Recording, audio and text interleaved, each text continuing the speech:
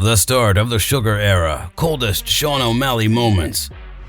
As the UFC heads into its final quarter of 2023, it will do so with the promotion riding the massive popularity wave of Sean O'Malley and in the midst of the Sugar era.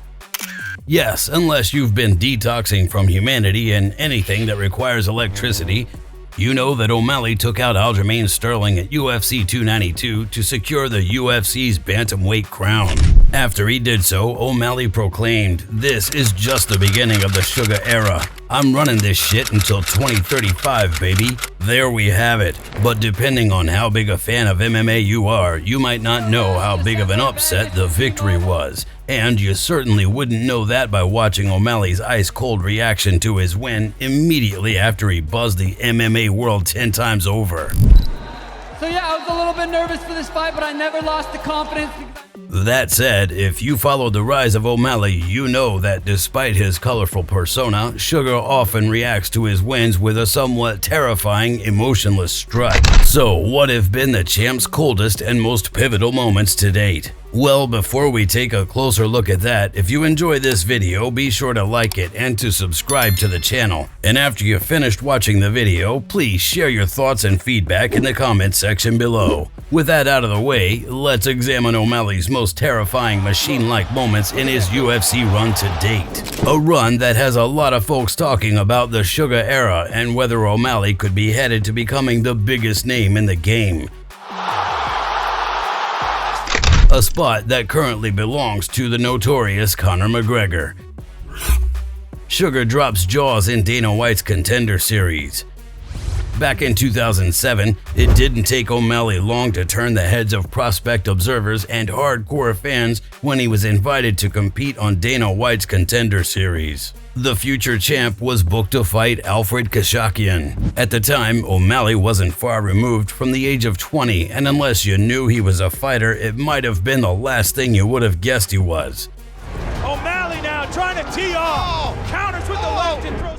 But he'd been invited to showcase his skills in front of the UFC brass due to the 7-0 start he'd begun his pro career with, a run that featured 6 finishes. Well, before the first round came to a close, O'Malley sent Kashakian crashing to the deck with a hellish right hand. The booming punch had White jumping out of his seat and the crowd buzzing, but O'Malley calmly and somewhat robotically walked over to the cage and announced, "Welcome to the Sugar Show. This is my show." As we all know now, that show was just beginning.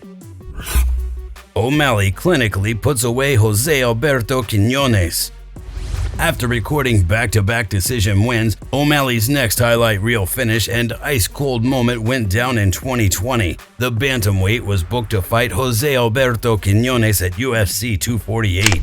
O'Malley wouldn't need the judges' scorecards this time around, however. Not long into the fight, he wobbled Quinones with a right hook and then floored him with a head kick. After landing a couple more shots from above, the fight was stopped. After the pivotal win, O'Malley calmly walked around the octagon and showed no emotional sign of the successful violence that had just transpired.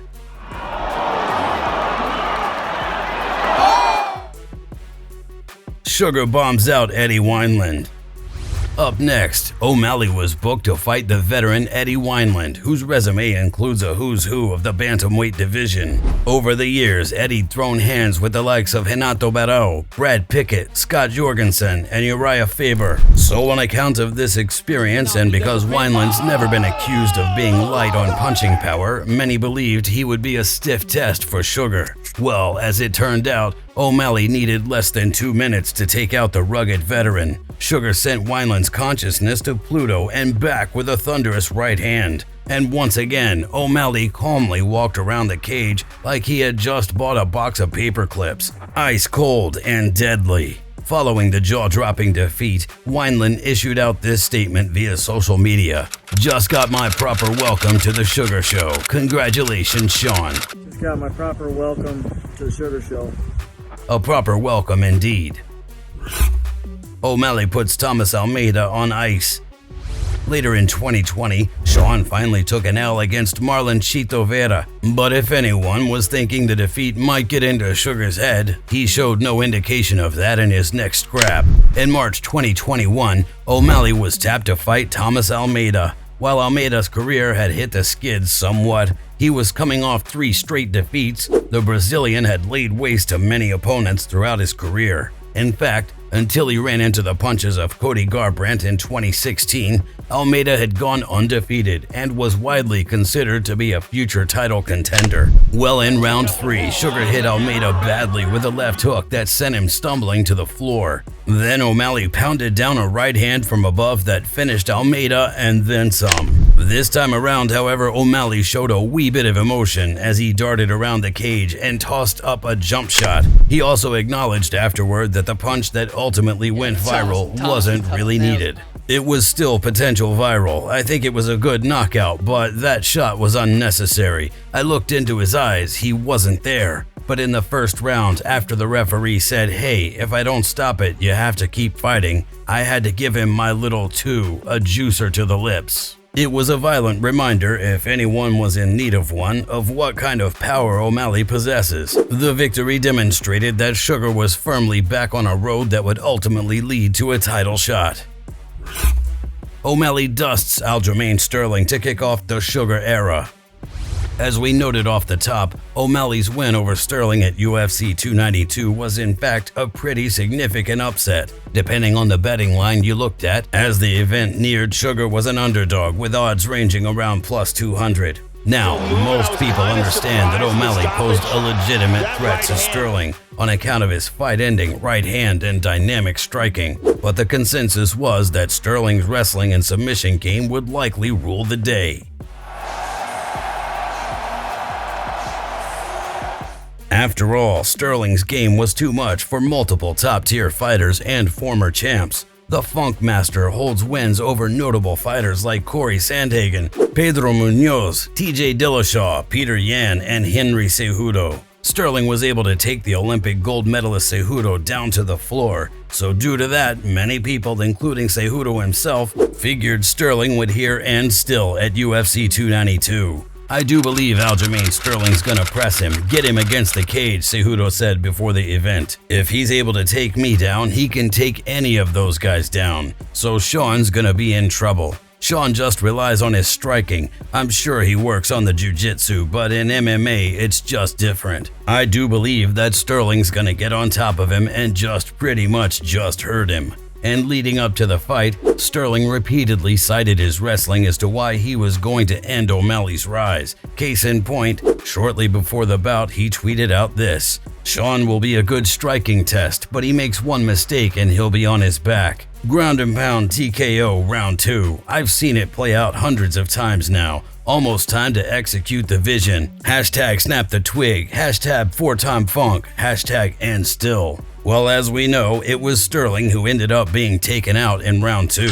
The now former champ had 2 of his takedown attempts squashed by Sugar, and in the second frame, O'Malley face-planted Sterling with a nasty counter right. Did O'Malley start jumping around screaming or break down in tears? Nope. The ice-cold finisher took a menacing stroll around the cage before calmly climbing the fence. Now naturally, O'Malley eventually did exhibit some emotions after the massive victory, especially when he proceeded to reveal that his training camp had been sidetracked due to a rib injury. That's not the kind of injury you want to be dealing with when you're going up against one of the best grapplers in the bantamweight division. "Dude, I haven't grappled in 6 weeks," O'Malley reported after the fight. "I had a muscle strain and I literally couldn't grapple in 6 weeks. Couldn't MMA spar. I was the main event in Boston. There was no shot I was pulling out. But we haven't grappled in 6 weeks. 6 weeks from today, I had a muscle strain right under my rib and I couldn't grapple. Literally, we didn't grapple one day in the last 6 weeks," he confirmed once again. "Didn't grapple at all on fight week. And I kept saying in every interview, it's life or death if he takes me down. And I was kind of referring to that, but I'm not going to come out and say I was injured." Just when you thought O'Malley's victory wasn't impressive enough, right? Now, some have questioned Sterling's game plan in the fight, and Cejudo has even claimed he was DMing Aljamain before the bout with advice. According to Triple C, he advised Sterling to keep his hands up at all times and to get O'Malley to the cage. Sterling didn't do that, or at least enough of it, and it cost him dearly. Can Sugar reach the heights of Conor McGregor? So now that O'Malley is the bantamweight champ, the discussion has pivoted to just how long can he hold on to the belt, and how massive of a star could O'Malley become? Could Sugar supplant Conor McGregor as the biggest name in MMA? It's a fascinating question. O'Malley certainly has the ability to end opponents with one electrifying shot, just like Conor, and his fighting style is certainly fan-friendly, just like Conor. But Sugar doesn't seem to have the trash-talking repertoire that McGregor does, which unquestionably helped propel him into superstardom. It should also be noted that O'Malley isn't as polarizing a figure as Conor is. Sure, not everyone's a fan of Sugar's persona, and he took a lot of heat for how he dealt with his loss to Chito Vera. But Conor's lengthy list of controversies has also made him a massive draw, as a lot of people want to see him lose, just as a lot of people want to see him win. It will also be interesting to see how long the Sugar era will last. A lot of people believe Merab Dvalishvili and his Terminator-like grappling could pose some serious trouble for O'Malley, although many said the same about Sterling. But what do you think? Do you see O'Malley prevailing over Dvalishvili or defeating Sterling for a second time? Or could Vera score another win over Sugar if they do end up fighting again? Is O'Malley going to become the biggest name and draw in the game? Let us know in the comments section below. And if you enjoyed this video, be sure to like it and to subscribe to KO Central MMA.